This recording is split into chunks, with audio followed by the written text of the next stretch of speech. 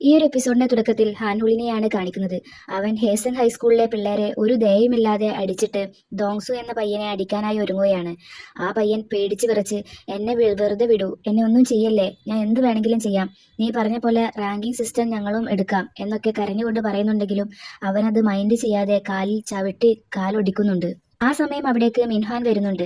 Ranking system കൊണ്ടുവന്നത് നന്നായി എന്നൊക്കെ പറഞ്ഞ് വീണു കിടക്കുന്നവരെ നോക്കിയിട്ട്, നീ എന്തിനാ ഇവരൊക്കെ മുട്ടിലിഴക്കുന്ന പരുവമാക്കിയത്? ഇവരൊക്കെ തരക്കേടില്ലാതെ ഫൈറ്റ് ചെയ്യുന്നുണ്ടായിരുന്നല്ലോ, പിടിച്ച് വൈബി ഫാമിലിയിൽ ചേർത്താൽ മതിയായിരുന്നു എന്നൊക്കെ പറയുമ്പോൾ, ഞാൻ അവരെ ട്രെയിൻ ചെയ്യാണെന്ന് കൂട്ടിക്കോ, അവർക്ക് ഈ ഒരു പേടി ഉണ്ടാക്കി കഴിഞ്ഞാൽ പിന്നെ ഹാൻഡിൽ ചെയ്യാൻ ഈസി ആയിരിക്കും എന്ന് മറുപടി പറയുന്നുണ്ട് ഹാൻഹുൾ. ഓ, അപ്പോൾ നിനക്ക് നിന്റെ അച്ഛനെ പോലെ ആവാനാണോ ആഗ്രഹം എന്ന് മിൻഹാൻ ചോദിക്കുമ്പോൾ, അല്ല, എനിക്ക് അതിലും മുകളിലെത്തണം എന്ന് അവൻ പറയുന്നുണ്ട്. മാനിൽ ഹൈസ്കൂളിന്റെ സ്റ്റഡി റൂമിൽ പരസ്പരം മിണ്ടാതെ അവക്കാടായി എല്ലാവരും ഇരിക്കുന്നത് നോക്കി, ഇതെന്താ ഗ്രൂപ്പ് ഡേറ്റോ വല്ലതുമാണോ, നമുക്ക് ഈ സൈലൻസ് മാറ്റാനായി ഒരു ഗെയിം കളിച്ചാലോ എന്ന് ലീജുൻ ചോദിക്കുന്നുണ്ട്. നമുക്കെല്ലാവർക്കും പരസ്പരം ഒന്ന് പരിചയപ്പെട്ടാലോ എന്ന് സേഹുനും ചോദിക്കുന്നുണ്ട്. അത് ഏറ്റുപിടിച്ച് ലീജുൻ തമാശക്കായി ആ പറ്റേ ഗെയിം പോലെ കളിക്കാൻ നിന്നപ്പോൾ ജീവു അവനെ തടഞ്ഞുകൊണ്ട്, ഇതൊക്കെ കാരണമാണ് അവർ നമ്മളെ തരം താഴ്ത്തി കാണുന്നത് എന്ന് പറയുന്നുണ്ട്. പെട്ടെന്ന് ഒരു പെൺകുട്ടി എഴുന്നേറ്റ് നിന്ന്, എന്തൊരു ശല്യാണ് എന്ന് പറഞ്ഞ് പോകാൻ നിൽക്കുമ്പോൾ ജീവു പിന്നാലെ ചെന്ന്, നീ ഞങ്ങളെ നോക്കി കുറെ നേരെ ദേഷ്യമുള്ള പോലെ കാണിക്കുന്നു, നിങ്ങൾക്ക് അതിന് മാത്രം എന്ത് പ്രത്യേകതയാണുള്ളത് എന്ന് ചോദിക്കുകയാണ്. അത് ഞാനിനി പ്രത്യേകം പറയണോ, ഞങ്ങളുടെ ജീവിതം കുളമാക്കിയിട്ട് നിങ്ങൾക്ക് എന്ത് സന്തോഷമാണ് കിട്ടുന്നത് എന്നവൾ ചോദിക്കുമ്പോൾ, ഞങ്ങൾ നിങ്ങളുടെ ജീവിതം കുളമാക്കിയെന്നോ, എപ്പോ എന്ന് ചാടിക്കയറി ചോദിക്കുന്നുണ്ട് ഹീവൺ. ചോദിച്ചത് അബദ്ധമായി എന്നോർത്ത് അവൾ അപ്പോൾ തന്നെ സോറി പറഞ്ഞ് ജീവുവിന്റെ പിന്നിലേക്ക് ഒളിഞ്ഞു നിൽക്കുന്നുമുണ്ട്. നിങ്ങളെപ്പോലുള്ളവരോടൊക്കെ സംസാരിച്ചിട്ട് തന്നെ എന്ത് കാര്യം എന്ന് പറഞ്ഞ് അവൾ അവിടെ നിന്നും പോകുമ്പോൾ ജീവു ദേഷ്യത്തോടെ പോകാൻ നിൽക്കുന്നുണ്ടെങ്കിലും ഹീവൺ തടയുന്നുണ്ട്. ഇത് കണ്ട് സേഹ്യൂൻ എഴുന്നേറ്റ് നിന്ന്, ഞങ്ങളെ കാണുമ്പോൾ നിങ്ങൾക്ക് എന്താ തോന്നുന്നത് എന്ന് ഞങ്ങൾക്ക് മനസ്സിലാക്കാൻ സാധിക്കും. ഒട്ടും ഫേമസ് അല്ലാത്ത യൂസേൺ ടെക്നിക്കൽ ഹൈസ്കൂളിൽ നിന്നാണ് ഞങ്ങൾ വരുന്നത്. ഞങ്ങൾക്ക് നിങ്ങളെ മനസ്സിലാക്കാൻ കഴിയാഞ്ഞിട്ടല്ല, അറ്റ്ലീസ്റ്റ് ഞങ്ങളിവിടെ പഠിക്കാനാണ് വന്നിട്ടുള്ളത് എന്നൊക്കെ വളരെ വിനീതമായി സ്റ്റഡി ഗ്രൂപ്പിലെ മറ്റു കുട്ടികളോട് പറയുമ്പോൾ, നിങ്ങൾ ഞങ്ങളെ തെറ്റിദ്ധരിച്ചിരിക്കുകയാണ്. സത്യം പറഞ്ഞാൽ ഞങ്ങളൊക്കെ ബുള്ളി ചെയ്യപ്പെടുന്നുണ്ട്, അതുകൊണ്ടാണ് അവൾ അങ്ങനെ പറഞ്ഞിട്ട് പോയത് എന്ന് സ്റ്റഡി ഗ്രൂപ്പിലെ മറ്റൊരു പയ്യൻ മറുപടി പറയുന്നുമുണ്ട്. ബുള്ളിയിങ്ങോ, അതും ഇതുപോലത്തെ ഒരു സ്കൂളിലോ എന്ന് അത്ഭുതത്തോടെ സേഹുൻ ചോദിക്കുമ്പോൾ ആ പയ്യൻ അപ്പുറത്തെ ഒരു ബിൽഡിംഗ് ചൂണ്ടിക്കാണിക്കുന്നുണ്ട്. ജുൻമിൻ എന്നൊരു പയ്യനെ കുറേ പേർ ചേർന്ന് ബുള്ളി ചെയ്യുന്നതാണ് അടുത്ത സീനിൽ കാണിക്കുന്നത്. ഞാനിനി എഴുന്നേറ്റോട്ടെ എന്ന പയ്യൻ ചോദിക്കുമ്പോൾ, നീ എന്തിനാ ആ കാർഡ് സസ്പെൻഡ് ചെയ്തത് എന്ന് ചോദിക്കുന്നുണ്ട് ഒരു പുള്ളി. ഞാൻ ചെയ്തതല്ല, 3 ബില്യൺ വെച്ച് പർച്ചേസ് ചെയ്ത കാരണം എൻ്റെ അമ്മയാണ് സസ്പെൻഡ് ചെയ്തത് എന്നവൻ മറുപടി പറയുന്നുണ്ടെങ്കിലും, നീ ഒരു പൊട്ടനാണോ, വല്ല വാച്ച് വാങ്ങിച്ചെന്ന് പറഞ്ഞാൽ മതിയായിരുന്നില്ലേ എന്ന് ചോദിച്ച് വേറൊരു പുള്ളി അവനെ ചവിട്ടുന്നുണ്ട്. നിങ്ങൾ മാനിൽ ഹൈസ്കൂളിനോട് ആരാ ഞങ്ങളുടെ സ്കൂളിൻ്റെ അടുത്ത് വന്ന് കെട്ടിടമുണ്ടാക്കാൻ പറഞ്ഞത്, അതുകൊണ്ട് നിങ്ങൾ ഞങ്ങൾക്ക് എന്നും ക്യാഷ് കൊണ്ടുവന്നേ മതിയാകൂ എന്നൊക്കെ പറഞ്ഞ് മറ്റൊരു പയ്യൻ അവനെ അടിക്കുന്നുണ്ട്. നീ പോയി ഞങ്ങളെ റിപ്പോർട്ട് ചെയ്യും, എന്നിട്ട് ഞാൻ ജയിലിൽ പോകുന്ന വഴിക്ക് നിന്റെ പാരൻസിനെ കൊല്ലും എന്നൊക്കെ പറഞ്ഞ് അവനെ വീണ്ടും അടിക്കുകയാണ്. എന്ത് പറഞ്ഞിട്ടാണെങ്കിലും വേണ്ടില്ല, ആ കാർഡ് റീആക്ടിവേറ്റ് ചെയ്യാതെ നിനക്ക് ഇവിടുന്ന് പോകാൻ പറ്റില്ല എന്ന് പറഞ്ഞ് കൂടെയുള്ളവരോട് ഒരു പയ്യൻ, ഞാനൊന്ന് ടോയ്ലറ്റിൽ പോയി വരാം, ഇവനിവിടെ കിടക്കട്ടെ, അവന്റെ പാൻറ് ഊരി ഒരു വീഡിയോ എടുത്തു വെക്ക് എന്നൊക്കെ പറഞ്ഞു പോകുന്നുണ്ട്. ഗെയിം കളിച്ചുകൊണ്ടിരിക്കുന്ന ഒരു പുള്ളി, നിന്റെ അണ്ടർവെയറിന്റെ കളർ എന്താടാ എന്നൊക്കെ ചോദിച്ച് വീഡിയോ എടുക്കാൻ നിൽക്കുമ്പോൾ മറ്റൊരു പയ്യൻ പുറത്തേക്ക് നോക്കി, നിൽക്ക് വീഡിയോ എടുക്കാൻ വരട്ടെ, അവിടെ അതാ ഞാനിതുവരെ കണ്ടിട്ടില്ലാത്തൊരു പയ്യൻ പണച്ചാക്കുമായി കടന്നു വരുന്നു എന്ന് പറയുന്നുണ്ട്. അപ്പോൾ ആ കാണുന്ന ബിൽഡിംഗ് വേറെ സ്കൂളാണോ എന്ന് ഹീവൺ ചോദിക്കുമ്പോൾ, അതെ, ഡിഫറെൻറ്റ് സ്കൂളാണ്, പക്ഷേ ഒരേ ഫൗണ്ടേഷൻ്റെ അണ്ടറിലാണ്. ജുൻമിനെ ഇപ്പോൾ പഠിക്കാൻ കാണാത്തത് മിക്കവാറും ആ പുള്ളികൾ അവനെ ബുള്ളി ചെയ്യുകയായിരിക്കും എന്ന് ഒരു നെടുവീർപ്പോടെ ആ പയ്യൻ പറയുന്നുണ്ട്. അപ്പോൾ നിങ്ങൾക്കിത് പോലീസിൽ റിപ്പോർട്ട് ചെയ്തൂടെ, നിങ്ങളുടെയൊക്കെ പാരൻസ് അത്യാവശ്യം പിടിപാടുള്ളവരും റിച്ചും ആവില്ലേ, പിന്നെ എന്താ ചെയ്യാത്തത് എന്ന് സേഹ്യൂൻ ചോദിക്കുമ്പോൾ, കഴിഞ്ഞ മാസം ഒരു പയ്യൻ ഇതുപോലെ റിപ്പോർട്ട് ചെയ്തതാണ്. ആ ബുള്ളി ഇപ്പോൾ ജയിലിലാണ്, പക്ഷേ അവൻ്റെ അച്ഛന് ഇപ്പോഴും ബോധം വന്നിട്ടില്ല. ഞങ്ങളുടെ ഫ്രണ്ടിനെ ബുള്ളി ചെയ്യുന്നത് കണ്ടിരിക്കാൻ ഞങ്ങളെ കൊണ്ട് കഴിഞ്ഞിട്ടല്ല, വേറെ വഴിയില്ലാത്തത് കൊണ്ടാണ് എന്നൊക്കെ മറുപടി പറഞ്ഞ് ഒരു നെടുവീർപ്പോടെ, എന്തിനാ ഈ മാനിക് ഹൈസ്കൂൾ ഇവിടെ തന്നെ വന്നത് എന്ന് പറയുകയാണ് അവൻ. മാനിക് സ്കൂൾ എന്ന് കേട്ടതും ഒരു ഞെട്ടലോടെ ജീവുവും ലീജുനും മാനിക്കോ എന്ന് ഒരേ സ്വരത്തിൽ ചോദിക്കുന്നുണ്ട്. മാനിക് സ്കൂളിന്റെ ഡോർ തുറന്ന് അകത്തേക്ക് കയറുന്ന ഗാമിനെയാണ് പിന്നീട് കാണിക്കുന്നത്. ചുമരിലൊക്കെയുള്ള പെയിന്റിംഗ് ശ്രദ്ധിച്ച അവൻ, വാവ്, ഇതെന്താ ആർട്ട് സ്കൂളാണോ എന്നൊക്കെ സ്വയം പറഞ്ഞ് സ്റ്റെപ്പ് കയറി മുന്നോട്ട് പോകുമ്പോഴാണ് അവിടെയൊക്കെ ബ്ലഡ് കാണുന്നത്. ഓ, അപ്പോൾ അവരൊക്കെ പഠിച്ച് മൂക്കിൽ നിന്നൊക്കെ ബ്ലഡ് വന്നിട്ടുണ്ടല്ലേ, ഇതൊരു നല്ല സ്കൂളാണെന്ന് എനിക്ക് ഒറ്റ നോട്ടത്തിൽ തന്നെ മനസ്സിലായി എന്നൊക്കെ പറഞ്ഞ് മുന്നോട്ട് പോകുമ്പോഴാണ് എതിരെ 2 പിള്ളേർ വരുന്നത് അവൻ കാണുന്നത്. എക്സ്ക്യൂസ് മീ, ഈ സ്റ്റഡി ഗ്രൂപ്പിന്റെ എക്സ്ചേഞ്ച് നടക്കുന്നത് എവിടെയാണെന്ന് നിങ്ങൾക്ക് അറിയാമോ എന്ന് ഗാമിൻ അവരോട് ചോദിക്കുമ്പോൾ, നീ എന്ത് തേങ്ങയാണ് ഈ പറയണത്, മാനൽ ഹൈസ്കൂളിന്റെ യൂണിഫോം അല്ലല്ലോ ഇത്, നീ ആരാ എന്ന് തിരിച്ചു ചോദിക്കുകയാണ് അവർ. ഞാൻ ആൻജിയോണിലുള്ള യൂസേൺ ടെക്നിക്കൽ ഹൈസ്കൂളിൽ നിന്നാണ് വരുന്നത് എന്നവൻ മറുപടി പറയുമ്പോൾ, അതേതാ ആ സ്കൂൾ എന്നൊരു പുള്ളി ചോദിക്കുന്നുണ്ട്. എടാ, യൂസേൺ ടെക്നിക്കൽ ഹൈസ്കൂളില്ലേ, ആ റാങ്കിങ്ങിൽ ഒന്നാമതുള്ള ഹൈസ്കൂൾ, ആ സ്കൂളിൽ നിന്നാവും. പക്ഷെ ഇവനെന്തിനാ ഇപ്പൊ ഇവിടേക്ക് വന്നത്, ഇനി ആൻജിയോണുമായിട്ടൊരു ബന്ധം സ്ഥാപിക്കാൻ ഓംസോഗ്ദെ വിളിച്ചു വരുത്തിയതാണോ എന്നൊക്കെ അവർ പരസ്പരം പറയുന്നുണ്ട്. യൂസേൺ സ്റ്റുഡന്റ് എന്തിനാ സോളിലേക്ക് വന്നത്, നിങ്ങൾക്ക് നിങ്ങളുടെ ടെറിറ്ററി കൂട്ടിയെടുക്കാൻ വല്ല പ്ലാനുണ്ടോ എന്നവർ ഗാമിനോട് ചോദിക്കുമ്പോൾ, ടെറിറ്ററിയോ? ഓ, ആ, നിങ്ങൾ സ്കൂൾ സബ്ജക്റ്റിന്റെ കാര്യമാണോ ഉദ്ദേശിച്ചത് എന്ന് ചോദിക്കുമ്പോഴേക്കും പിന്നിലൂടെ ഒരു പയ്യൻ എക്സ്റ്റിങ്ക്യൂഷർ എടുത്ത് അവനെ ലക്ഷ്യമാക്കി എറിയുന്നുണ്ട്. പക്ഷേ കറക്റ്റ് സമയത്ത് ഗാമിൻ അത് തടയുന്നുണ്ട്. ഈ സ്കൂളിലേക്ക് കടന്നപ്പോഴേ എനിക്ക് എന്തോ ഒരു സ്പെല്ലിംഗ് മിസ്റ്റേക്ക് ഫീൽ ചെയ്തിരുന്നു. ഇപ്പോൾ കാര്യം മനസ്സിലായി. താഴെ കിടക്കുന്ന ഒരു കണ്ണട എടുത്ത് ടോപ്പ് സ്റ്റുഡൻസ് ആരും അവരുടെ കണ്ണട എന്തായാലും ഇങ്ങനെ നശിപ്പിക്കൂല എന്ന് പറയുകയാണ് ഗാമിൻ. അപ്പുറത്തെ ക്ലാസ് റൂമിൽ ജുൻമിൻ അമ്മയ്ക്ക് മെസ്സേജ് അയക്കാനും കോൾ ചെയ്യാനൊക്കെ ശ്രമിക്കുകയാണ്. അമ്മ കോൾ അറ്റൻഡ് ചെയ്യുന്നില്ല എന്ന് ബുള്ളിയോട് പറയുന്നുണ്ടെങ്കിലും അവൻ അത് സ്വീകരിക്കാതെ, കാർഡ് ആക്ടിവേറ്റ് ചെയ്തില്ലെങ്കിൽ നിന്നെ ഞങ്ങൾ കൊല്ലും എന്ന് പറയുന്നുണ്ട്. ഇതേ സമയം തന്നെ പുറത്ത് നല്ല തല്ല് നടക്കുകയാണ്. ശബ്ദം സഹിക്കാൻ വയ്യാതെ ആ ബുള്ളി പുറത്തു വന്ന് നോക്കുമ്പോൾ അവന്റെ കൂട്ടുകാരെയെല്ലാം അവിടെ ഇവിടെയായി ഇടിച്ചിട്ടിരിക്കുന്നതാണ് കാണുന്നത്. മുന്നിൽ ഗാമിനും നിൽക്കുന്നുണ്ട്. ജുൻമിൻ ഫോണിലൂടെ അമ്മയോട്, നിങ്ങൾ വേഗം ആ കാർഡ് ആക്ടിവേറ്റ് ചെയ്യ്, ഇല്ലെങ്കിൽ പിന്നെ മകന്റെ ശവമായിരിക്കും നിങ്ങൾക്ക് കാണാൻ കഴിയുക എന്നൊക്കെ പറയുമ്പോഴാണ് ബുള്ളിയെ ക്ലാസ്സിലേക്ക് തന്നെ അടിച്ചു തെറിപ്പിച്ചുള്ള ഗാമിന്റെ വരവ്. വീണ് കിടക്കുന്ന ബുള്ളിയെ നോക്കി അവൻ, അല്ലെങ്കിൽ വേണ്ട, ഇനി എനിക്ക് കുഴപ്പമുണ്ടാവില്ല എന്നാ തോന്നുന്നത് എന്ന് പറയുന്നുണ്ട്. ഗാമിൻ അവന്റെ അരികിലേക്ക് വന്ന്, ഈ കണ്ണട നിന്റെയാണോ എന്ന് ചോദിച്ച് അത് കൊടുക്കുമ്പോൾ അവൻ തിരിച്ച് നന്ദി പറയുന്നുണ്ട്. അവൻ ഗാമിനെ എവിടെയോ കണ്ടതുപോലെ സൂക്ഷിച്ചു നോക്കിയിട്ട് എന്തോ പറയാൻ വരുമ്പോഴേക്കുമാണ് ഗാമിന്റെ ഫോൺ വൈബ്രേറ്റ് ചെയ്യുന്നത്. അത് സേഹ്യൂണായിരുന്നു. നീ ഇപ്പോൾ ഉള്ളത് മാനിക് ഹൈസ്കൂളിൽ എങ്ങാനും ആണോ? അവിടെ ജുൻമിൻ എന്ന് പേരുള്ള ഒരു പയ്യനെ നീ കണ്ടോ? അവൻ സ്റ്റഡി ഗ്രൂപ്പിലുള്ളതാണ് എന്നൊക്കെ ജീവു പറയുമ്പോൾ, നീയാണോ ജുൻമിൻ എന്ന് അവനോട് ചോദിച്ച്, ആ, അവൻ എൻ്റെ കൂടെയുണ്ട് എന്ന് മറുപടി പറയുന്നുണ്ട് ഗാമിൻ. ജുൻമിൻ വീണിടത്തു നിന്ന് എഴുന്നേറ്റ്, സംസാരിച്ച് നിൽക്കാനുള്ള സമയമില്ലത്, വാ നമുക്ക് പെട്ടെന്ന് ഇവിടുന്ന് പോകാം, നിനക്ക് ഇവിടുത്തെ കാര്യങ്ങൾ അറിയാത്തത് കൊണ്ടാണ്, ശരിക്കുള്ള മോൺസ്റ്റർ ഇതൊന്നുമല്ല, വേഗം പോകാം എന്നൊക്കെ പറയുമ്പോഴാണ് പിന്നിൽ നിന്നൊരു ചോദ്യം വരുന്നത്, ഇതൊക്കെ ചെയ്തത് നീയാണോ എന്ന്.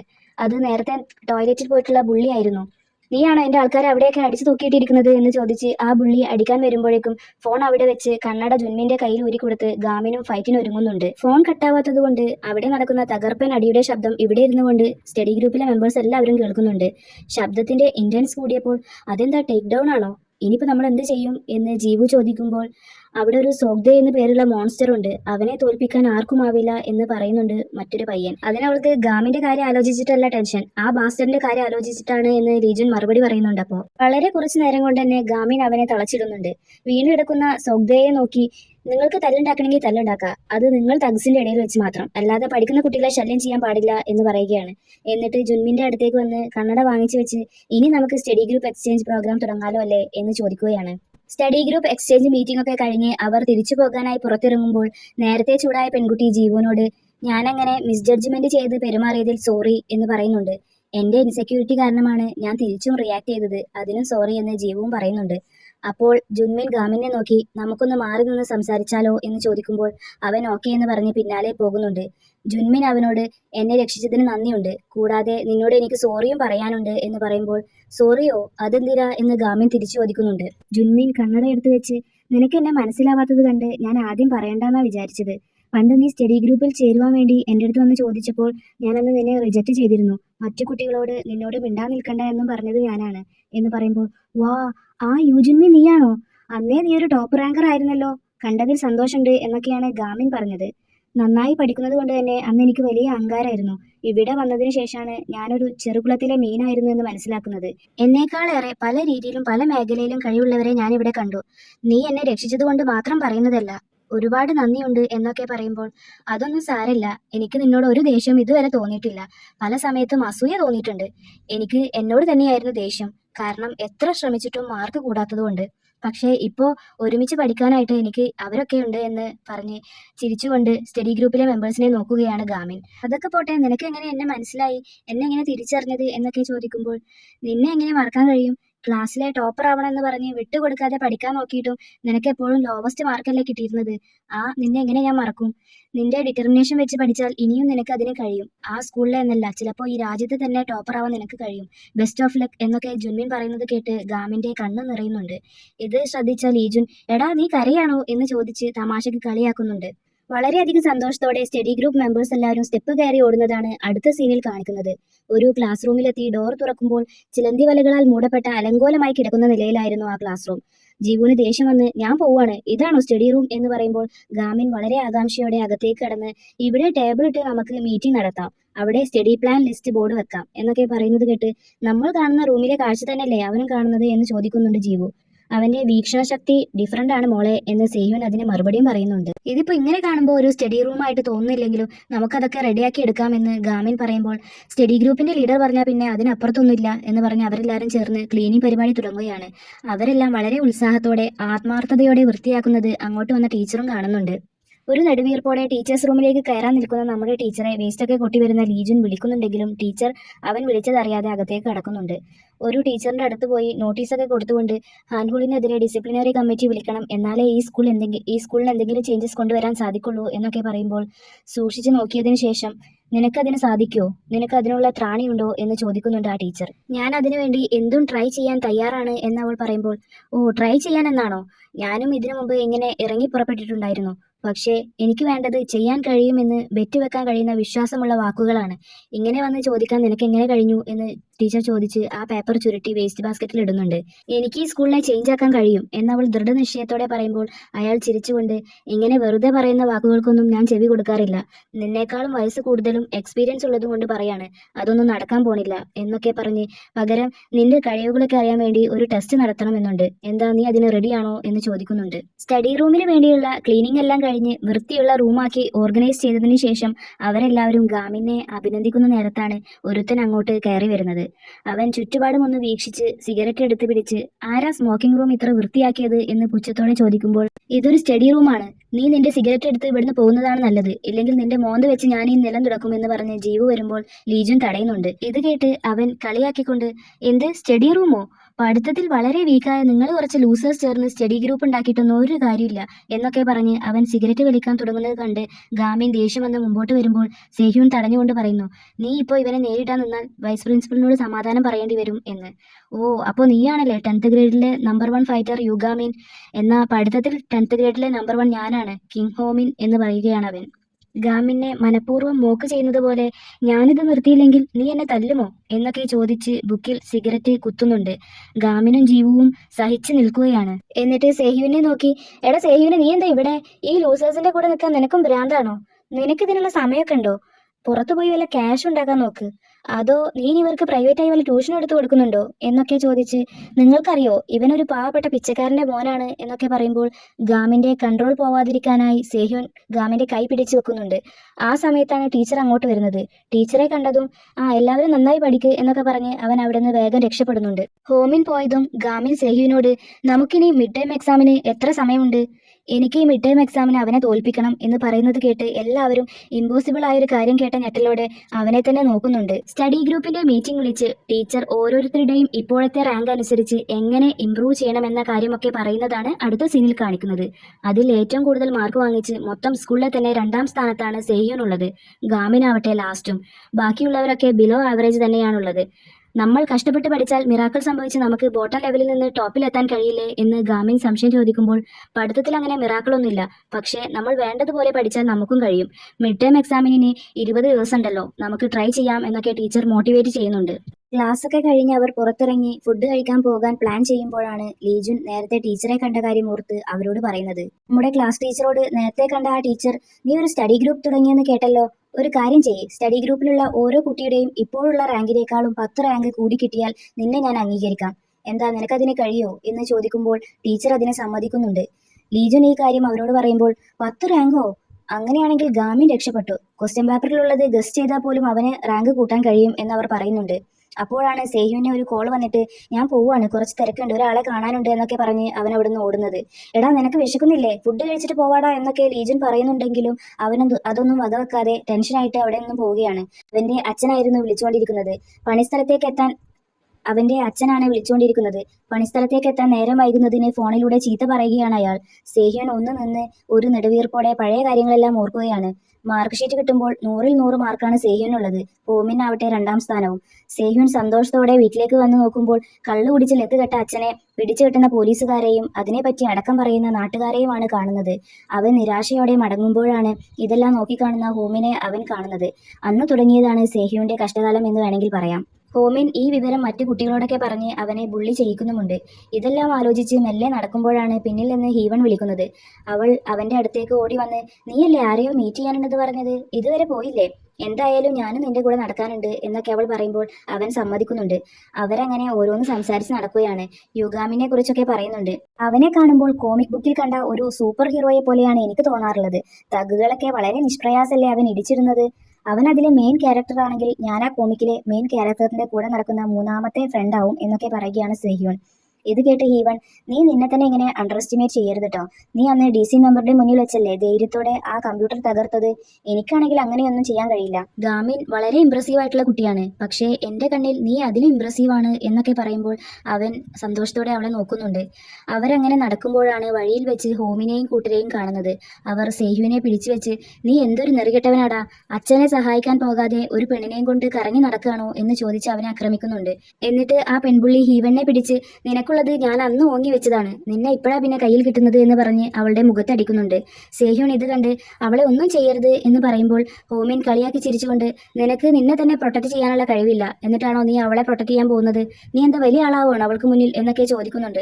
ഇത് കേട്ട സേഹ്യോൺ അവനെ കടിച്ച് എതിർക്കാൻ ശ്രമിക്കുന്നുണ്ടെങ്കിലും നടക്കുന്നില്ല. ഹോമിൻ അവനെ അടിച്ചു വീഴ്ത്തി, നീ എന്താ വിചാരിച്ചത്, ഗാമിന്റെ പിന്നാലെ നടന്നാൽ നീയും അതുപോലെ ആവുമെന്നാണോ?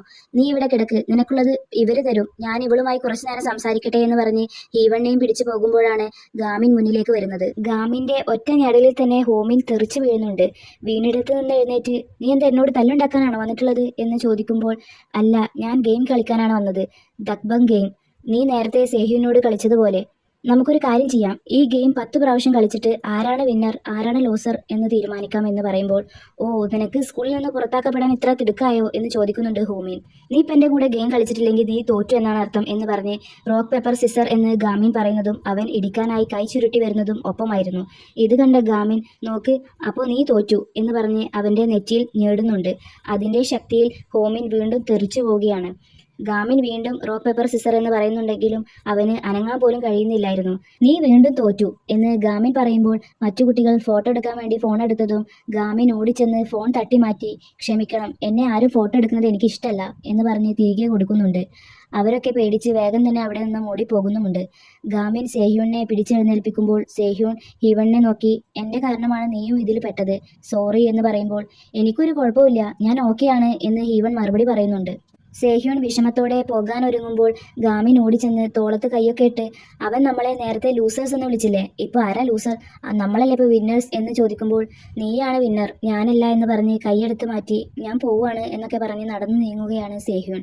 വീട്ടിലെത്തിയതും അച്ഛൻ ദേഷ്യത്തോടെ വന്ന് മുഖത്തടിച്ചുകൊണ്ട്, നിന്നോട് സൈറ്റിൽ വന്ന് ജോബ് പഠിച്ച് 10 കാശുണ്ടാക്കാൻ പറഞ്ഞിട്ട് നിനക്കതിന് കഴിയില്ലല്ലേ, നിന്റെ അമ്മ ഉണ്ടാക്കി വെച്ച കടം വീട്ടണ്ടേ എന്ന് ചോദിക്കുമ്പോൾ, കാശുണ്ടാക്കില്ല എന്ന് ഞാൻ പറഞ്ഞില്ലല്ലോ, പഠിച്ച് നല്ല നിലയിലെത്തി ഞാൻ കാശുണ്ടാക്കും, എന്നിട്ട് അമ്മയുടെ കടം വീട്ടും എന്നൊക്കെ പറയുന്നുണ്ട് അവൻ. ബുള്ളി ചെയ്ത് ചോര പുരണ്ട മകന്റെ മുഖം കാണുമ്പോൾ ഉണ്ടാകുന്നതിനേക്കാളും വിഷമം നിങ്ങൾക്ക് നിങ്ങളുടെ പണിസ്ഥലത്തെ ആൾക്കാരുടെ കളിയാക്കൽ കേൾക്കുമ്പോഴാണോ എന്നൊക്കെ പറയുമ്പോൾ, നീ നിന്റെ അമ്മയുടെ പോലുള്ള സംസാരം കൊണ്ട് എൻ്റെ അടുത്തേക്ക് വരണ്ട എന്ന് പറയുകയാണ് അച്ഛൻ. ഇത് കേട്ടതും, കുറെ കാലമായല്ലോ നിങ്ങൾ നിന്റെ അമ്മ എന്ന് പറയുന്നത്, അവർ നിങ്ങളുടെ ആരായിരുന്നു? എൻ്റെ അമ്മയാകുന്നതിന് മുമ്പ് നിങ്ങളുടെ ഭാര്യയായിരുന്നില്ലേ? എൻ്റേതല്ലാത്ത കടായിട്ടും ഞാനത് വീട്ടാന്ന് പറഞ്ഞ് ഏറ്റെടുത്തതല്ലേ എന്നൊക്കെ പറഞ്ഞ് ദേഷ്യത്തോടെ അവിടെ നിന്നും പോവുകയാണ് അവൻ. സേഹ്യോൺ പുറത്തിറങ്ങിയപ്പോഴാണ് ഗാമിൻ പുറത്തു നിൽക്കുന്നത് കാണുന്നത്. സത്യം പറഞ്ഞാൽ നമുക്കിടയിൽ കോമൺ ആയിട്ടുള്ള ഒരു കാര്യമുണ്ട്, അതുകൊണ്ട് നീ എൻ്റെ വീട്ടിലേക്ക് വാ എന്ന് ഗാമിൻ പറയുമ്പോൾ, അതൊന്നും വേണ്ട, നീ പോയിക്കോ, ഞാൻ ഓക്കെയാണ് എന്ന് പറഞ്ഞ് സേഹ്യോൺ പോകാൻ നിൽക്കുമ്പോൾ ഗാമിൻ അവനെ തടഞ്ഞുകൊണ്ട്, നീ അപ്പോൾ എവിടെ പോയി ഉറങ്ങും? 10 മണി കഴിഞ്ഞാൽ ആരും നിന്നെ അകത്തേക്ക് കയറ്റില്ലല്ലോ. നമ്മളിപ്പോൾ ടാക്സി പിടിച്ച് പോവുകയാണെങ്കിൽ കർഫ്യൂ ടൈമിന് മുമ്പായിട്ട് നമുക്ക് വീട്ടിലെത്താം, അപ്പോൾ പിന്നെ എൻ്റെ അമ്മയും ഒന്നും പറയില്ല എന്നൊക്കെ പറയുമ്പോൾ, അപ്പോൾ ടാക്സി ഫെയറിന് എന്ത് ചെയ്യും? ഇവിടുന്ന് അവിടെ എത്തണമെങ്കിൽ മിനിമം 10,000 മണ്ണെങ്കിലും വേണം, അതിന് നമ്മൾ എന്ത് ചെയ്യും എന്ന് ചോദിക്കുകയാണ് സേഹ്യോൺ. അതൊന്നും സാരമില്ല, അതൊക്കെ ഞാൻ കൊടുത്തോളാം, ഫ്രണ്ട്സുകൾ തമ്മിലല്ലേ ഹെൽപ്പ് ചെയ്യേണ്ടത് എന്ന് ഗാമിൻ പറയുമ്പോൾ, അപ്പോൾ നിനക്കിപ്പോഴും ശരിക്കും മനസ്സിലായില്ലേ ഞാൻ എന്തിനാണ് ഈ 10,000 മണ്ണിൻ്റെ കണക്ക് പറഞ്ഞതെന്ന് എന്ന് ചോദിച്ച് കൈവിടിവെച്ച്, ശരിയാണ്, ഫ്രണ്ട്സുകൾ തമ്മിൽ തന്നെയാണ് ഹെൽപ്പ് ചെയ്യേണ്ടത്, നീ എന്നെ സഹായിക്കുന്നതിൽ എനിക്ക് നിന്നോട് നല്ല കടപ്പാടുണ്ട്, പക്ഷേ നീ മാത്രമാണല്ലോ എപ്പോഴും ഹെൽപ്പ് ചെയ്യുന്നത്, ഞാൻ എപ്പോഴും തോൽക്കുന്നത് കൊണ്ടാണോ അങ്ങനെ വരുന്നത്? ശരിയാണ്, ഞാനിതുവരെ ജയിച്ചിട്ടില്ല, അതിപ്പോൾ സ്കൂളിലാവട്ടെ വീട്ടിലാവട്ടെ നല്ലതാവട്ടെ എന്നൊക്കെ പറഞ്ഞ് സങ്കടത്തോടെ അവിടെ നിന്നും പോവുകയാണ് സേഹ്യൂൺ. 10 മണിയാവാൻ ഇനി 25 മിനിറ്റേ ബാക്കിയുള്ളൂ എന്ന് കണ്ട് ഗാമിനും അവിടെ നിന്ന് ടാക്സി വിളിച്ച് പോവുകയാണ്. പോകുന്ന വഴിയിൽ അവൻ ചിന്തിക്കുന്നത് മുഴുവൻ സേഹ്യൂൺ പറഞ്ഞ കാര്യങ്ങളാണ്. സമയം 9:59 ആയത് കണ്ട് അവനൊന്ന് പേടിക്കുന്നുമുണ്ട്. സേഹ്യൂനാകട്ടെ കയ്യിലുള്ള പണം തികയാത്തത് കൊണ്ട് എവിടെ പോകണമെന്നറിയാതെ ഇയർഫോണൊക്കെ വെച്ച് ഇടവഴിയിലൂടെ നടക്കുമ്പോഴാണ് ഹോമിൻ ഇവനെ തിരഞ്ഞു നടക്കുന്നത് കാണുന്നത്. അവൻ വേഗം ഹോമിന്റെ മുന്നിൽ പെടാതെ വഴി മാറി ഓടി ഓടി എത്തിപ്പെട്ടതാകട്ടെ അവന്റെ മുന്നിലും. നിന്നെ ഞാൻ തിരഞ്ഞു നടക്കുകയായിരുന്നു. ഇത് കണ്ടില്ലേ, എനിക്കിന്ന് ഉറക്കം വരില്ല. നിന്നെ 2 പൊട്ടിച്ചില്ലെങ്കിൽ എന്റെ ദേഷ്യവും അടങ്ങില്ല എന്നൊക്കെ പറഞ്ഞ് സേഹ്യൂണിനെ തല്ലാനായി അടുത്തേക്ക് വരുമ്പോൾ സേഹ്യൂണിന്റെ ഫോൺ അടിക്കുന്ന ശബ്ദം കേട്ട് അതെടുക്ക്, നിന്റെ അച്ഛനാവും, നിനക്ക് കിട്ടിയതൊന്നും പോരല്ലേ എന്നും പറയുന്നുണ്ട്. അവനപ്പോ ഫോൺ അറ്റൻഡ് ചെയ്യുന്നുമുണ്ട്. ഹോമിൻ അടിക്കാനോങ്ങിയതും സേഹ്യൂൺ വളരെ വിദഗ്ധമായി ഒഴിഞ്ഞു മാറുന്നത് കണ്ട് ദേഷ്യം വന്ന അവൻ വീണ്ടും അടിക്കാനൊരുങ്ങുകയാണ്. പക്ഷേ അവൻ എത്ര ശ്രമിച്ചിട്ടും സേഹ്യൂൺ വളരെ വൃത്തിക്ക് ഒഴിഞ്ഞു മാറി അടിയിൽ നിന്നൊക്കെ രക്ഷപ്പെടുന്നുണ്ട്. അതെങ്ങനെ സാധിക്കും? സേഹ്യൂണിന് ഫൈറ്റ് ഒന്നും അറിയില്ലല്ലോ എന്നല്ലേ നിങ്ങളിപ്പോ ചിന്തിക്കുന്നത്? ഫോണിലെ ഇൻസ്ട്രക്ഷൻസ് കേട്ടിട്ടാണ് സേഹ്യൂൺ ഇങ്ങനെ ചെയ്യുന്നത്. നേരത്തെ വിളിച്ചത് നമ്മുടെ ഗാമിനായിരുന്നു. ഹോമിൻ അടുത്തേക്ക് വരുന്നത് കണ്ട് ഇനി എന്ത് ചെയ്യും എന്നറിയാതെ നിൽക്കുമ്പോൾ ഫൈറ്റ് ചെയ്യാൻ നിൽക്കുന്ന പൊസിഷനിൽ ഒന്നും ചെയ്യാതെ നിൽക്കാൻ പറയുന്നുണ്ട് ഗാമിൻ. ഹോമിൻ അടുത്തേക്ക് എത്തുമ്പോൾ അറ്റാക്ക് ചെയ്യാനും പറയുന്നത് കണ്ട് നിനക്ക് എന്നെ കാണാൻ കഴിയുന്നുണ്ടോ എന്ന് ചോദിക്കുന്നുണ്ട് സേഹ്യൂൺ. ഞാൻ ഇവിടെ തന്നെ ഉണ്ട് എന്ന് മറുപടി പറയുന്നുണ്ട് ഗാമിൻ. അപ്പോൾ അവൻ തൊട്ടടുത്ത ബിൽഡിങ്ങിന്റെ മുകളിൽ നിന്ന് ഫൈറ്റ് കണ്ടുകൊണ്ടാണ് ഈ ഇൻസ്ട്രക്ഷൻസ് ഒക്കെ കൊടുക്കുന്നത്. നീ ആരോടാണ് ഈ ഫോണിൽ സംസാരിക്കുന്നത് എന്ന് ചോദിച്ചുകൊണ്ട് അവനെ അടിക്കുമ്പോൾ അവന്റെ ഇയർഫോൺ ഊരിപ്പോകുന്നുണ്ട്. ഒപ്പം ഗാമിന്റെ ഫോണിലെ ചാർജും തീരുന്നുണ്ട്. സേഹ്യൂണിന് ഇനി എന്താ ചെയ്യേണ്ടത് എന്ന് അറിയുന്നില്ല. അതുകൊണ്ട് തന്നെ ഹോമിൻ അവനെ നന്നായി പെരുമാറുകയാണ്. ഇത് കണ്ട ഗാമിൻ സഹിക്കാനാവാതെ ടെറസിൽ നിന്ന് ഇറങ്ങി അവന്റെ അടുത്തേക്ക് ഓടുന്നുണ്ട്. അവസാനം സർവ്വശക്തിയും എടുത്ത് കൈ ചുരുട്ടി ഒരൊറ്റ ഇടി വെച്ച് കൊടുക്കുകയാണ് സേഹ്യൂൺ. ഒട്ടും പ്രതീക്ഷിക്കാതെ കിട്ടിയ ഇടിയായതുകൊണ്ട് തന്നെ ഹോമിൻ താഴെ വീഴുന്നുണ്ട്. അപ്പോഴേക്കും ഗാമിനും അവിടെ ഓടിയെത്തുന്നുണ്ട്. ബാക്ക്ഗ്രൗണ്ടിൽ പറയുന്നത് നമ്മുടെ ഓരോരോ ചോദ്യങ്ങളുടെ ഉത്തരങ്ങളും തെറ്റിയാലും അതിലൊരെണ്ണം ശരിയായാൽ കിട്ടുന്ന നമ്മുടെ സന്തോഷവും സംതൃപ്തിയും പറഞ്ഞറിയിക്കാൻ കഴിയില്ല എന്നതാണ്. ആദ്യമായി ഒരാളെ തോൽപ്പിച്ച സന്തോഷമാണ് സേഹ്യൂവിന്റെ മുഖത്ത്. അവന്റെ സന്തോഷം കണ്ട സന്തോഷമാണ് ഗാമിന്റെ മുഖത്തും. ഇവിടെ വെച്ചാണ് ഈ ഒരു എപ്പിസോഡ് അവസാനിക്കുന്നത്.